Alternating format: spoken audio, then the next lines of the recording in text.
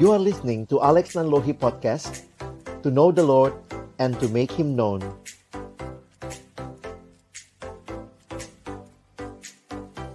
Mari teman-teman, sebelum kita membaca merenungkan firman Tuhan, kita berdoa.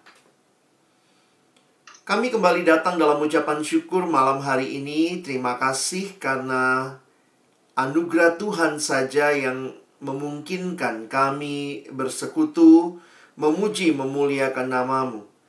Dan tiba waktunya bagi kami ya Tuhan untuk membuka firman-Mu. Kami mohon ketika kami membuka firman-Mu, bukalah juga hati kami. Jadikanlah hati kami seperti tanah yang baik, supaya ketika benih firman Tuhan ditaburkan itu boleh sungguh-sungguh berakar, bertumbuh, dan juga berbuah nyata di dalam kehidupan kami. Berkati baik hamba-Mu yang menyampaikan dan setiap kami yang mendengar. Tuhan tolonglah kami semua, agar kami bukan hanya jadi pendengar-pendengar firman yang setia, tapi mampukan kami dengan kuasa pertolongan dari Roh-Mu yang kudus. Kami dimampukan menjadi pelaku-pelaku firman-Mu di dalam hidup kami, di dalam masa muda kami. Bersabdalah ya Tuhan, kami anak-anak-Mu sedia mendengarnya dalam satu nama yang kudus, nama yang berkuasa, nama Tuhan kami Yesus Kristus. Kami menyerahkan pemberitaan firman-Mu. Amin. Shalom, selamat malam. Teman-teman yang dikasihi dalam Tuhan Yesus Kristus. Pertama-tama saya bersyukur kesempatan seperti ini, walaupun kita terpisah secara jarak, tetapi di dalam anugerah Tuhan boleh berkumpul, boleh bersekutu melalui Zoom meeting seperti ini. Nah, kita akan sama-sama belajar kebenaran firman Tuhan malam hari ini. Dan sebagaimana tema yang diberikan kepada kita, dipanggil untuk mengasihi. Ya, teman-teman, saya coba share slide sebentar.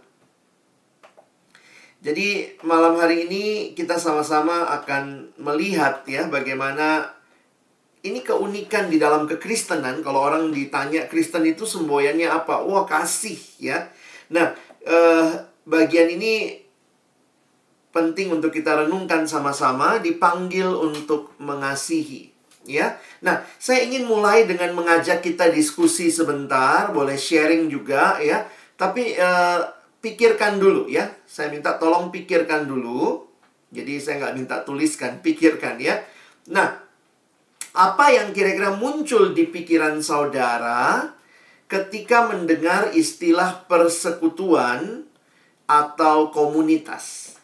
Ya, jadi coba pikir sebentar apa yang muncul di benakmu, di pikiranmu ketika mendengar istilah persekutuan ataupun istilah komunitas. Oke, pikir dulu ya. Oke, saya jadi pengen ajak kita ini sebentar ya. Coba share sebentar. Nah, maaf ya ngerepotin teman-teman sebentar. Yuk masuk ke Menti sebentar. Kalau teman-teman bisa masuk menti.com. Kodenya 4557811.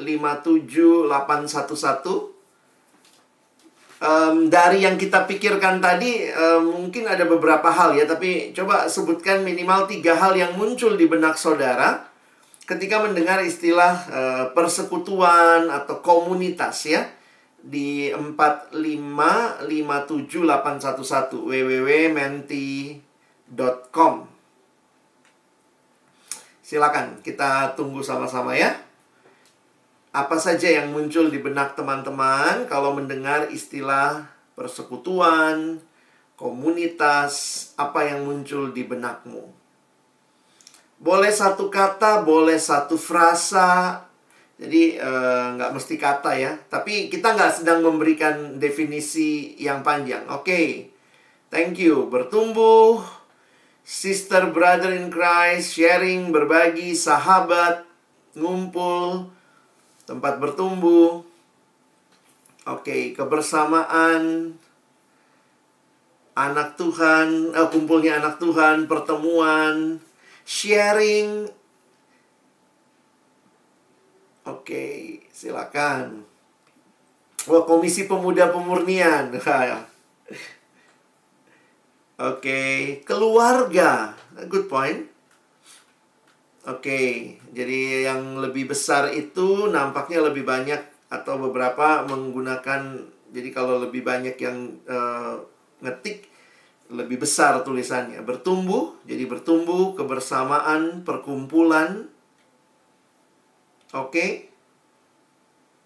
Baik, udah sebagian besar kita mengisi. Thank you ya, ada 38 partisipan yang sudah masuk, sekarang 21. Oke teman-teman, ini kira-kira gambaran yang muncul kalau kita bicara persekutuan yang muncul dalam benak teman-teman gitu ya. Thank you. Sorry kita nggak bisa terus-terusan di sini ya. Jadi Alex stop share dulu. Nah, ada hal yang menarik di dalam kehidupan kita. Karena bicara tentang komunitas persekutuan, saya pikir kita selama hidup tidak bisa lepas dari hal ini. Dalam banyak peribahasa yang ada di banyak budaya, salah satunya ada African proverb ya. Dia mengatakan begini, if you want to go fast, go alone. If you want to go far, go together, ya. Nah, ini katanya African proverb ya, jadi ini lebih kontekstual nih. Ada African ladies ya. If you want to go fast, go alone. If you want to go far, go together. Ini mau menyatakan bagaimana sebenarnya yang namanya persekutuan itu ada magic things di dalamnya gitu ya. Dimana kita saling menguatkan, saling kebersamaan itu seperti yang teman-teman bilang juga gitu ya, kebersamaan, persekutuan, sharing begitu, itu menjadi kesempatan untuk kita juga saling menguatkan satu sama lain. Nah, apalagi buat kita yang adalah komunitas anak-anak Tuhan, orang-orang yang telah mengalami karya keselamatan Kristus.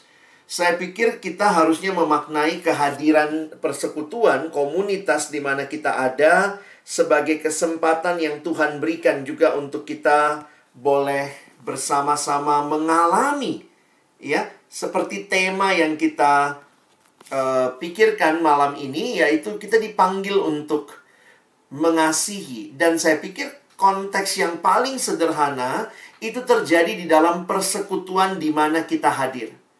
Ya, saya mengutip kalimat dari Eugene Peterson. Dia mengatakan tentang komunitas. Kita adalah sebuah komunitas. Kita tidak pernah hidup sendiri dan bagi diri sendiri. Kita dilahirkan di dalam komunitas, kita tinggal di dalam komunitas, kita meninggal di dalam komunitas. Natur manusia bukanlah hidup menyendiri.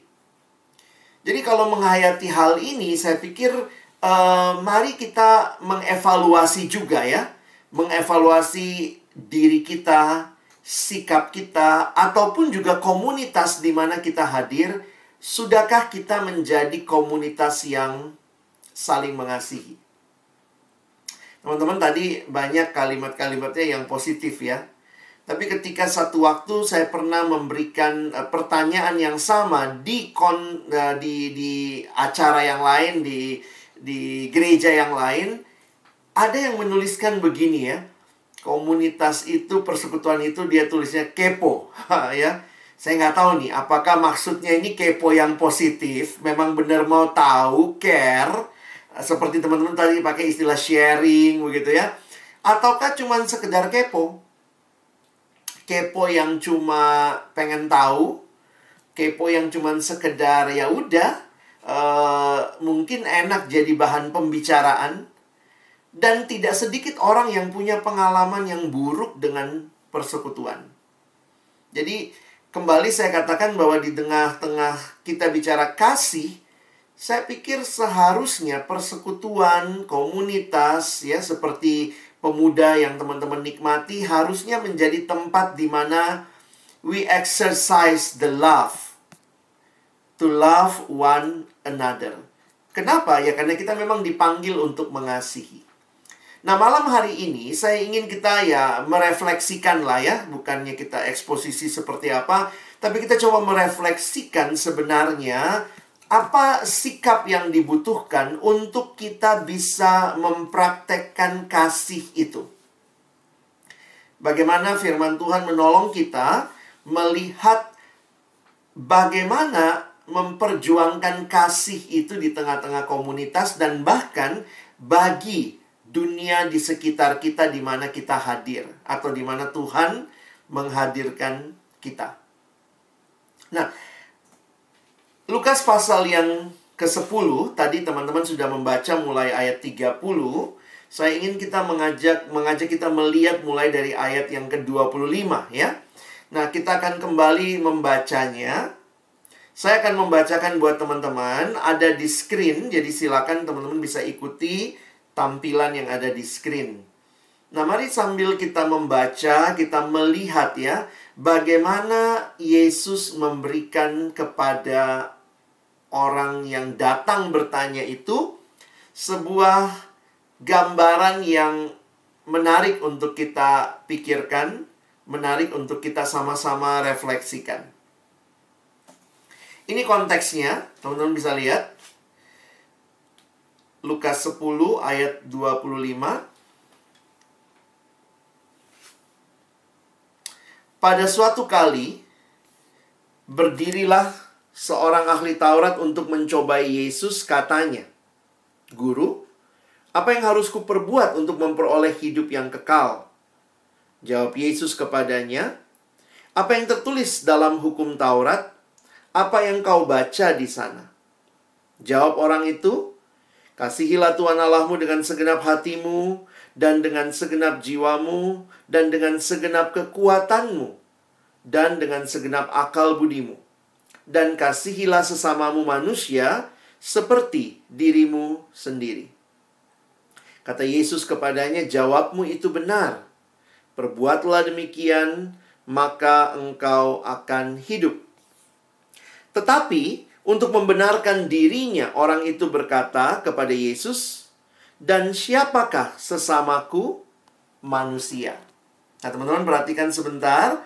Tadi kita mulai membaca di ayat 30. Sebenarnya ayat 30 ke bawah ini adalah meresponi apa yang ditanyakan oleh orang itu. Ya, orang yang datang kepada Yesus, dia dituliskan seorang ahli Taurat. Dia datang jelas tujuannya mencobai Yesus. Setelah Yesus jawab pertanyaannya atau Yesus mendengar jawaban dia terhadap pertanyaannya, lihat lagi ya. Dia mau membenarkan dirinya. Dan pertanyaan utamanya adalah, dan siapakah sesamaku manusia? Nah, sehingga lihat bagaimana Yesus menjawab ini. Yesus tidak memberikan definisi siapakah sesamaku manusia. Tapi Yesus memberikan cerita. Jawab Yesus, "Ada seorang yang turun dari Yerusalem ke Yeriko." Kalau kita lihat jaraknya itu 28 km. Ya, walaupun ini cerita, tapi Yesus menggunakan gambaran yang real. Maksudnya ya, Yerusalem itu letaknya memang agak tinggi di bukit, ya, di perbukitan Sion. Jadi kota Yerusalem itu dianggap lebih tinggi. Nah, sehingga dari Yerusalem dikatakan turun ke Yeriko. Sama lah ya. Dari mana? Gue baru turun dari puncak, ya, karena buat kita puncak itu lebih tinggi gitu ya. Nah, ini Yerusalem lebih tinggi letak geografisnya, sehingga dikatakan turun dari Yerusalem ke Yeriko. Ia jatuh ke tangan penyamun-penyamun yang bukan saja merampoknya habis-habisan, tetapi yang juga memukulnya, dan yang sesudah itu pergi meninggalkannya setengah mati.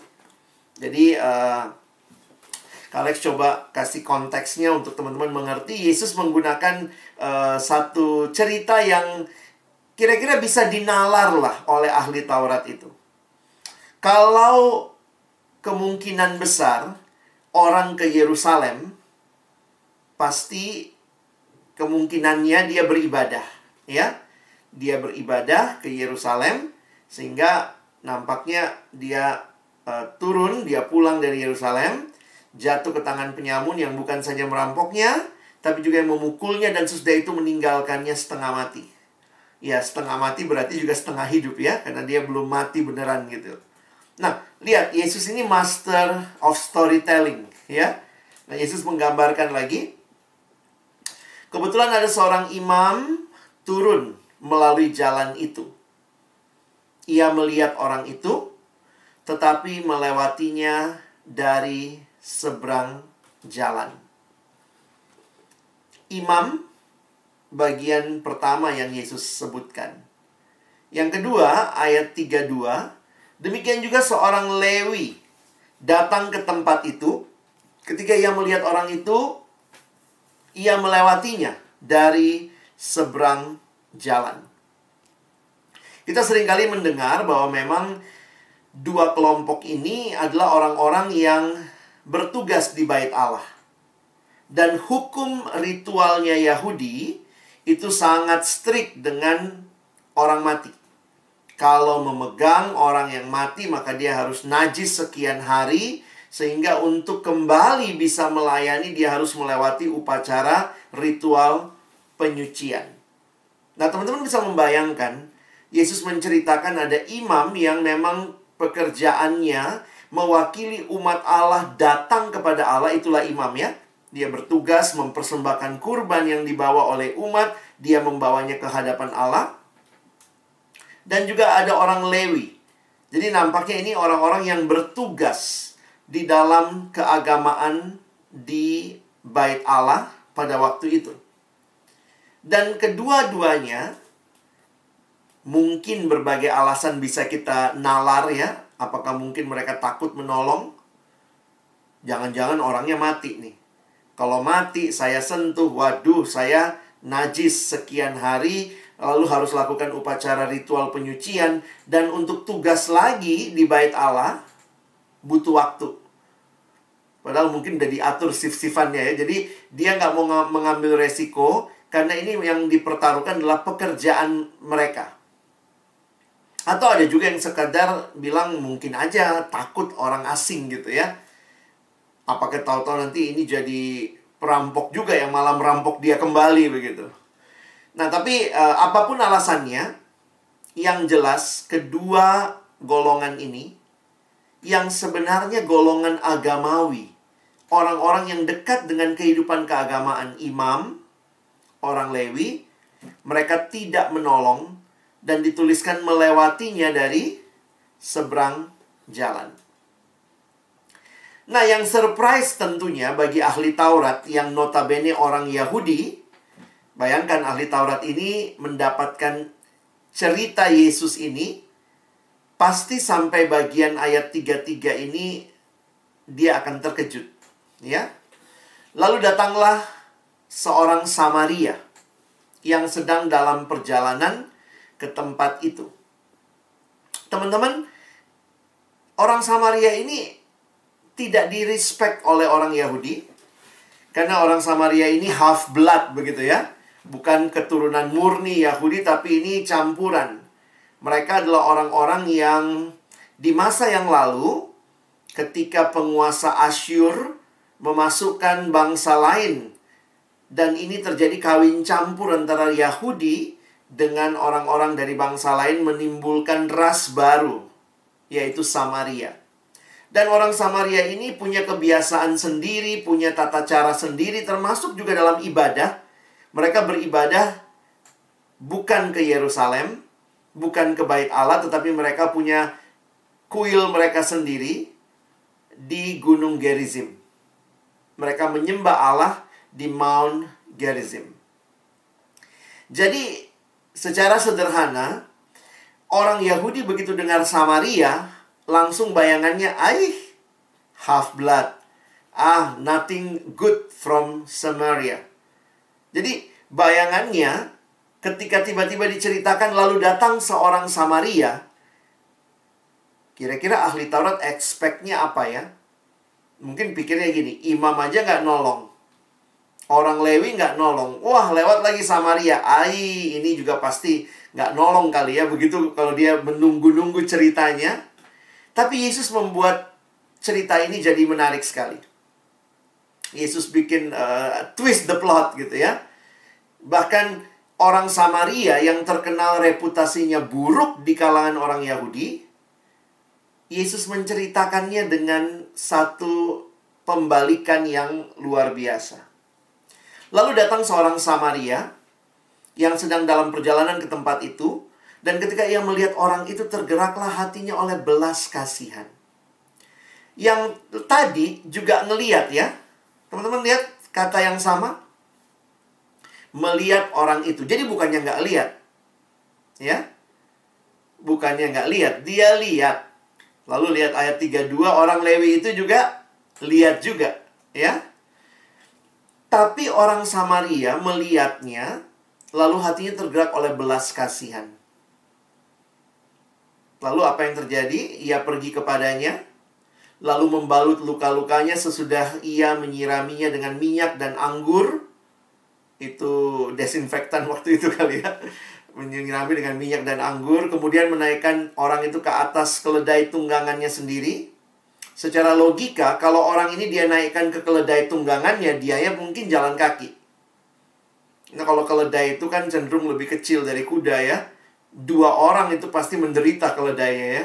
Dikatakan menaikkan orang itu ke atas keledai, lalu membawanya ke tempat penginapan.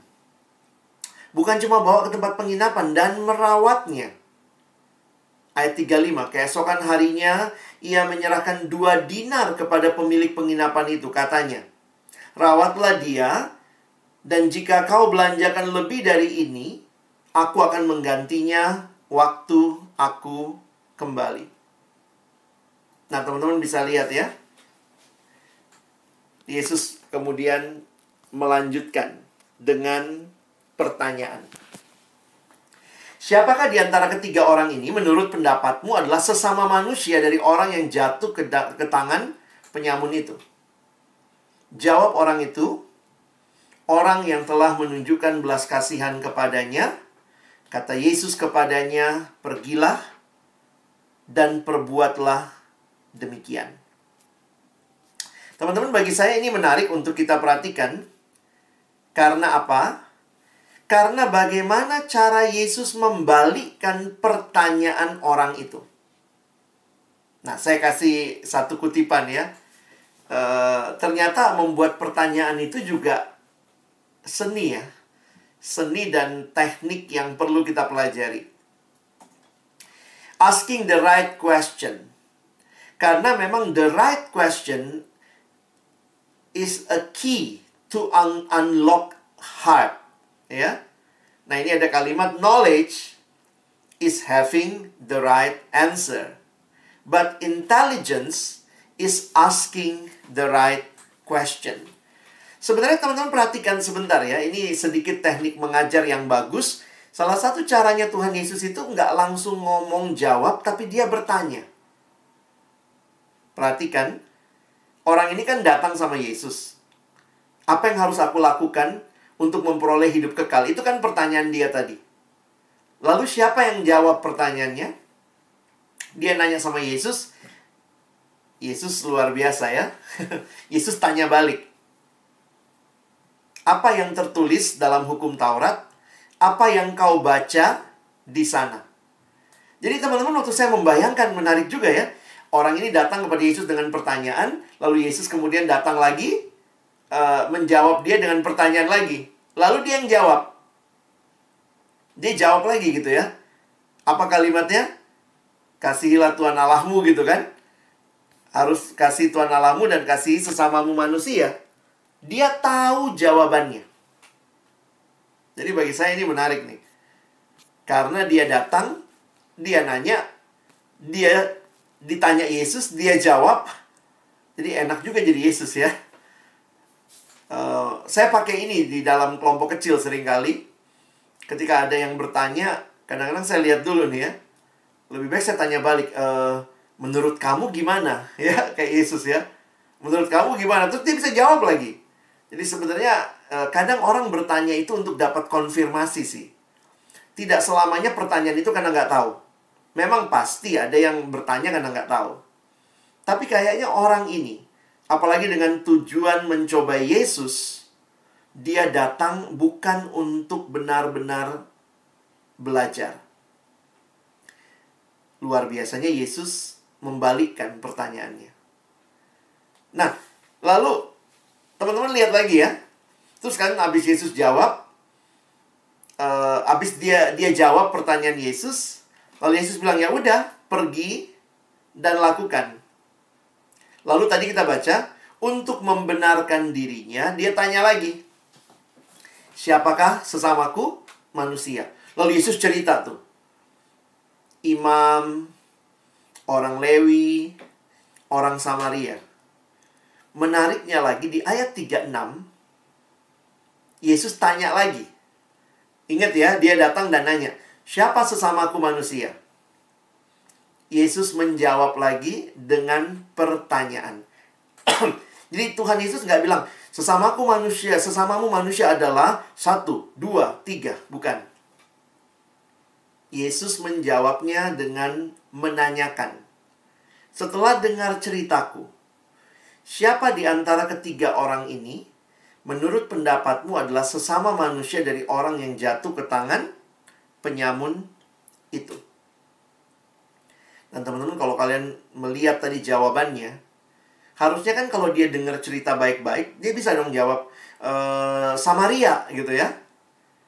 Tapi saking kudusnya mulut dia untuk ngomong Samaria. Masih ingat jawabannya tadi? Kalimatnya apa? Orang yang telah menunjukkan belas kasihan kepadanya. Sampai nggak mau ngomong Samaria kayaknya gitu ya. Dan bagi saya ini unik sekali untuk melihat bagaimana Tuhan Yesus memberikan pertanyaan yang tepat. Perhatikan teman-teman ya. Ahli Taurat ini menanyakan objek. Siapa sesamaku manusia? Yang mana saja sesamaku? Tapi Yesus jawabnya, dia bertanya, Yesus menanyakan subjek. Siapakah di antara ketiga orang ini, menurut pendapatmu adalah sesama manusia dari orang yang jatuh ke tangan penyamun itu? Teman-teman bisa bedain? Yang pertama, ahli Taurat itu nanyanya yang mana saja nih sesama manusia. Karena dia sedang berpikir, siapakah yang harus aku kasihi? Yang mana? Yang mana? Sementara Yesus ketika menjawab dengan pertanyaan ini, membalik pertanyaan ini. Bukannya siapa yang harus kamu kasihi, tapi, nah ini kesimpulan saya, inti pengajaran Yesus melalui kisah ini bukanlah mempertanyakan siapa saja yang merupakan sesama manusia bagiku, tetapi jadilah sesama manusia bagi orang lain. Bukan siapa saja, bukan siapa saja yang merupakan sesama manusia, itu pertanyaan objek.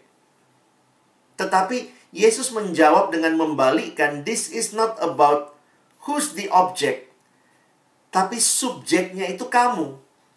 Yang harusnya kamu jadilah sesama manusia bagi orang lain. Teman-teman, saya ingin kita belajar malam hari ini mengasihi sesama itu. Semoga kita nggak terjebak dalam pertanyaannya si Farisi. Si ahli Taurat ya. Kadang-kadang kita terjebak dengan mendefinisikan yang mana saja nih yang harus saya kasihi. Yang mana nih, yang mana nih. Sampai kita lupa bahwa kehadiran kita sebagai orang yang mengalami kasih Tuhan, telah mengalami kasih Tuhan, harusnya menjadi orang yang hadir dan mengasihi sesama. Kita tidak dipanggil untuk mengasihi kelompok tertentu, orang-orang tertentu, tetapi kita dipanggil untuk menjadi orang yang meneruskan kasih Kristus yang kita alami. Jadilah sesama bagi orang lain. Dan yang menarik kalau kalian perhatikan, sebenarnya orang ini tahu jawabannya. Sekali lagi, terlihat jelas dia mencoba Yesus, lalu dia berusaha membenarkan diri. Kan itu kalau lihat dari cara Yesus menjawab, menarik juga ya. Ayat 28, jawabanmu itu benar. Perbuatlah demikian, maka engkau akan hidup. Ayat 37, waktu dia jawab, siapakah sesama? Oh, orang yang telah menunjukkan belas kasihan. Kata Yesus kepadanya, pergilah dan perbuatlah demikian. Jadi kadang-kadang masalahnya bukan di masalah konsep. Masalahnya adalah tidak melakukan apa yang dipahami. Nah, ini juga masalah banyak dari kita sekarang ya. Kita tahu sih harus mengasihi semua manusia, tapi ya kita belum melakukannya dengan penuh kesadaran, dengan penuh hati yang benar-benar belajar mengasihi. Kenapa? Karena mungkin kita juga masih sangat egois. Kita masih sangat fokus kepada diri kita. Dan itu tercermin dari pertanyaan sebenarnya ya. Coba lihat lagi nih. Ada yang coba membuatnya pakai model sentrifugal. Pertanyaan siapakah sesamaku? Itu pertanyaan sentripetal. Maksudnya berpusat pada diri saya. Siapa aja sesamaku ya? Tapi pertanyaan, apakah aku telah menjadi sesama bagi orang lain? Itu pertanyaan sentrifugal yang fokusnya bukan kepada diri saya, tapi kepada saya sudah jadi apa buat yang lain. Jadi teman-teman, ya, pemahaman ini harus membingkai panggilan mengasihi kita. Tuhan telah menyatakan kasih-Nya ketika engkau dan saya terima Yesus, percaya kepada Dia sebagai satu-satunya Tuhan dan Juru Selamat. Berarti kita sudah mengalami kasih yang dari Tuhan. Sehingga sekarang bagian kita adalah, apakah kita telah menjadi sesama? Apakah kita telah mengasihi orang-orang di sekitar kita? Bukan mempertanyakan yang mana yang harus aku kasihi, tapi mempertanyakan, sudahkah aku jadi sesama bagi orang lain? What is a good human? Mungkin kalimat ini pertanyaan jadi menarik ya. Dalam kutipan yang saya baca dibilang gini, a good human is someone who knows where the humans around them are at. Manusia yang baik adalah manusia yang tahu di mana manusia lain yang ada di sekitar mereka. Dan ini juga yang kalau kita perhatikan di Alkitab, ketika Tuhan bertanya sama Kain, ya, kalimatnya Tuhan sama Kain di Kejadian, where is your brother Abel? I don't know, he replied. Nah, ini kalimat yang sebenarnya mengerikan ya. Am I my brother's keeper? Apakah aku penjaga adikku? Nah, teman-teman, kalau kita sudah melihat tadi ya, apa yang terjadi dengan cerita yang Yesus sampaikan, ada banyak orang yang melihat, tapi tidak semua yang melihat benar-benar punya panggilan yang mengasihi bagi sesamanya. Dan Tuhan mau setiap kita, manusia, boleh peduli kepada manusia lain di sekitar kita. Memang tidak mungkin semua orang ada dalam jangkauan untuk kita kasihi, tapi sadarilah, lihat sekelilingmu. Where is your brother today? Where is your sister today?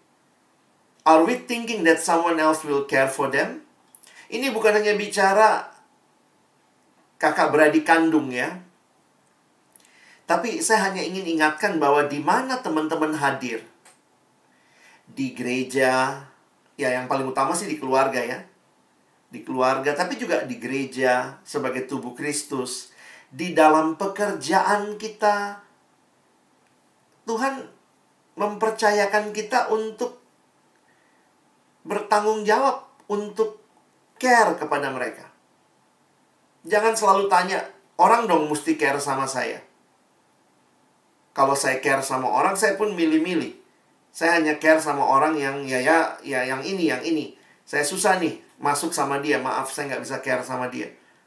Tapi kadang saya berpikir justru ketika kita ada di dalam tempat-tempat di mana Tuhan hadirkan kita untuk mengasihi, maka harusnya di situ kita menyadari itu bagian dari tanggung jawab yang Tuhan berikan melalui kehadiran saudara. Sejak awal di Kejadian pasal 2 ayat 18. Setelah Tuhan ciptakan semuanya baik, baik, baik sampai sungguh amat baik. Pertama kali di Alkitab kita muncul kata tidak baik itu di Kejadian 2 ayat 18 ini. Dan apa yang tidak baik? Jelas tidak baik kalau manusia itu seorang diri. Tuhan akan menjadikan penolong baginya yang sepadan dengan dia.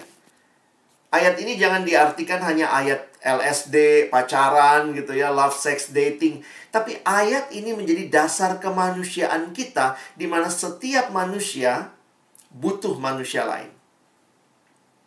Dan ini juga menyatakan kita diciptakan untuk love one another. Karena itu saya senang dengan kutipan dari John Stott. Ketika dia mengatakan, sebagaimana ikan dibuat untuk air, maka umat manusia dibuat untuk kasih. Untuk mengasihi Allah dan mengasihi sesama. Dan ini harusnya nyata dalam hidup kita. Melalui pelayanan kita, melalui kata-kata yang kita sampaikan. Nah, ini kan 5 languages of love ya. Kadang-kadang kita bilang bahasa kasihnya words, time, gift. Ya tentu yang kita bagikan sebenarnya kasih yang kita alami dari Kristus. Makanya kalau kita membaca di dalam Alkitab, salah satu bukti kita anak-anak Tuhan, salah satu bukti kasihnya Tuhan, ketika kita saling mengasihi.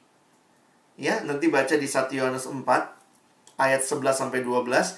God's love is seen in how Christians love one another. Di Alkitab tuh banyak sekali one another.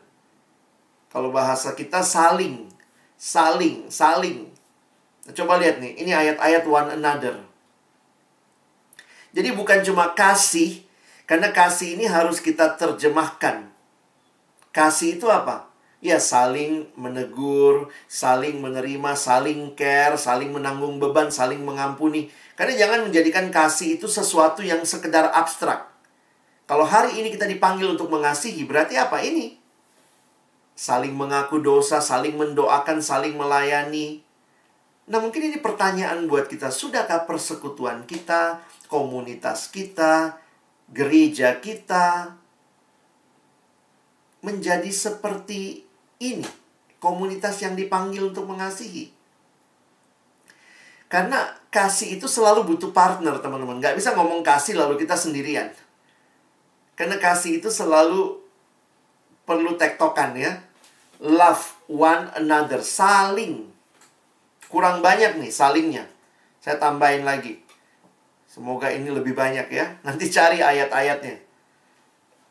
Kita bicara kita gereja. Kita bicara kita orang Kristen.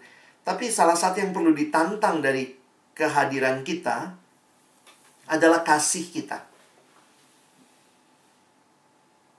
Dan ini yang saya juga rindu teman-teman alami ya. Dan ini bukan hanya bagi kita yang sama-sama dalam gereja Tuhan. Karena saya pikir kesempatan kita bekerja, kita mungkin kuliah kalau masih ada yang kuliah. Kesempatan kita boleh membagikan kasih itu juga kepada dunia di mana mereka belum mengenal Tuhan. Kalau kita sudah begitu menikmati kasih itu, harusnya kita nggak berhenti sampai pada diri kita saja. Ada namanya skala Engel. Kalau teman-teman pernah lihat, Engel Scale. Engel Scale ini memberikan gambaran tahapan menuju orang terima Yesus gitu ya.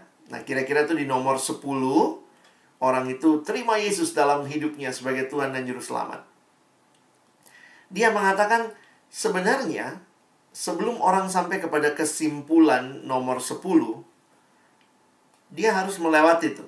Masa-masa mulai dari kayaknya orang asing, lalu kemudian dia mulai mengerti, mengenal sahabat, sampai akhirnya jadi seperti keluarga. Saya pikir ini perubahan tuh ya.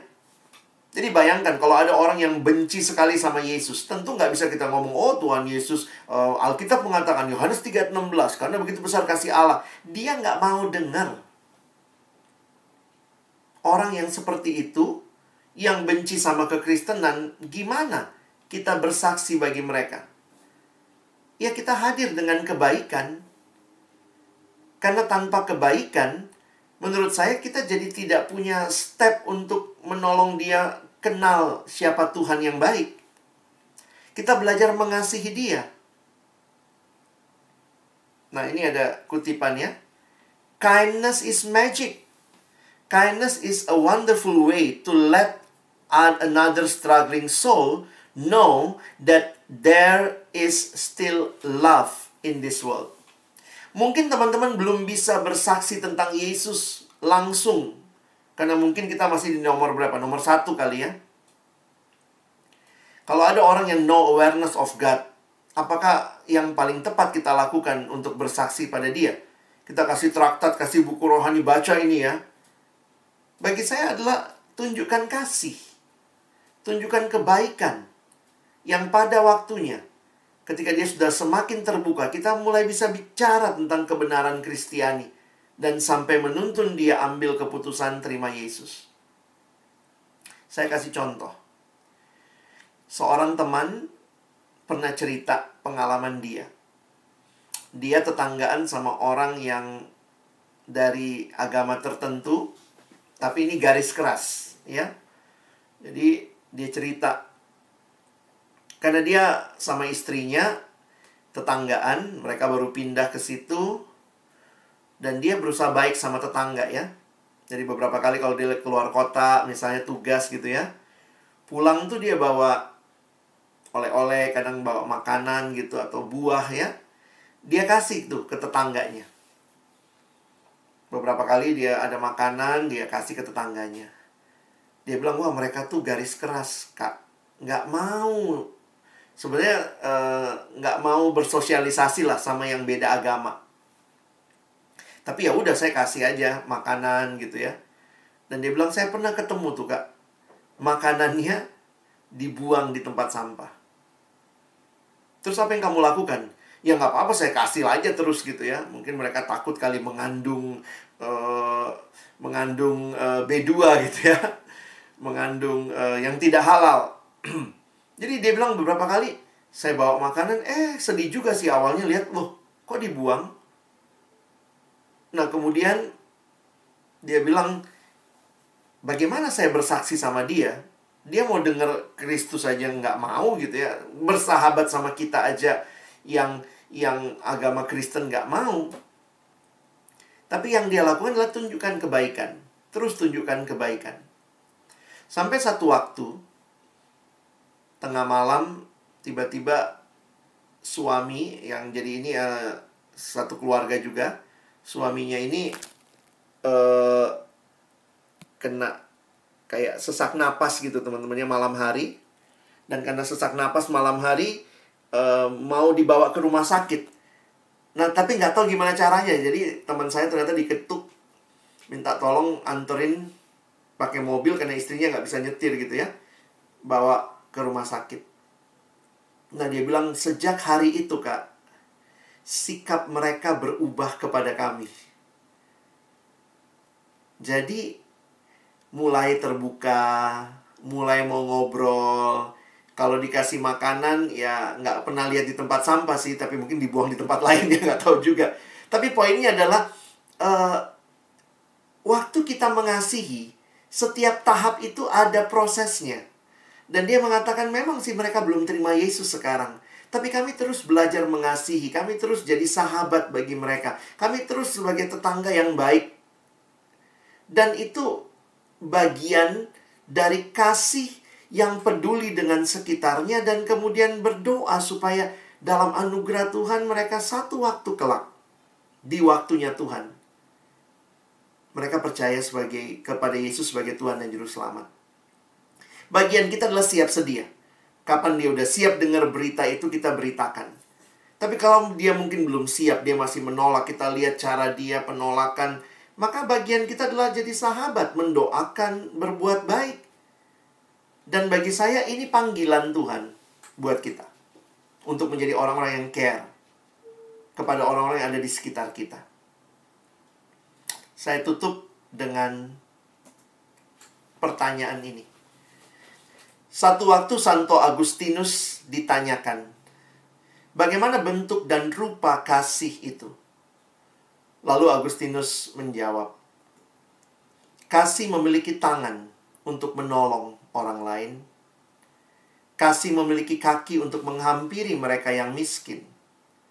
Kasih memiliki mata untuk melihat kebutuhan-kebutuhan orang lain. Kasih memiliki telinga untuk mendengar rintihan mereka yang menderita. Demikianlah rupa kasih. Kiranya malam hari ini ketika kita sudah dengar firman Tuhan, kita dipanggil untuk mengasihi. Bukan hanya orang-orang yang ada di lingkungan kita saja. Mereka yang juga sudah Kristen, sudah kenal Yesus. Kita praktekkanlah ketersalingan itu, one anotherness itu. Kita perjuangkan jadi komunitas yang benar-benar hadir, saling mengasihi. Tapi juga jangan lupa, ada orang-orang di luar sana yang belum kenal Tuhan.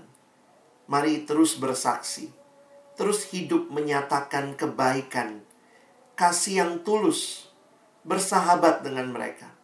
Dalam anugerah Tuhan, biarlah lagu yang kita nyanyikan tadi benar-benar mewujud nyata. Berikanku hati seperti hatimu. Berikanku tangan seperti tanganmu. Berikanku kaki seperti kakimu. Biarlah itu bukan cuma lagu, tapi kita bawa dalam hidup kita. Kitalah perpanjangan kasih Allah, kasih Yesus kepada dunia ini. Amin. Mari kita berdoa. Tuhan, terima kasih buat firman-Mu, setiap kebenaran yang memerdekakan hati kami. Kami dipanggil untuk mengasihi karena kami telah mengalami kasih itu. Dan biarlah kami membagikannya. Di dalam persekutuan kami perjuangkan. Bukan sekadar persekutuan tanpa kedalaman kasih, tapi benar-benar kasih menjadi nyata.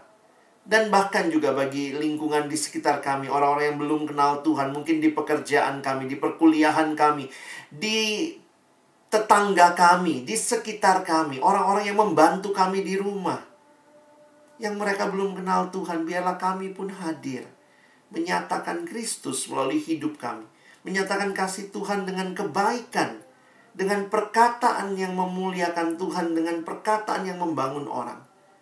Dan pada waktunya Tuhan, pakailah semua itu menjadi alat kasih karunia-Mu, memperkenalkan diri-Mu kepada mereka ya Tuhan. Terima kasih. Kami terus mohon hati seperti hati-Mu untuk kami bisa melayani dunia ini. Terima kasih Tuhan. Tolong kami bukan cuma jadi pendengar firman, jadikan kami pelaku-pelaku firman-Mu. Khususnya di tengah-tengah anak muda yang seringkali tidak peduli dengan sekitarnya. Kami dipanggil untuk melihat. Tapi bukan hanya melihat, juga bertindak dengan belas kasihan. Seperti yang kami baca, yang kami renungkan. Kami sekali lagi bersyukur, dalam nama Yesus kami sudah berdoa. Amin.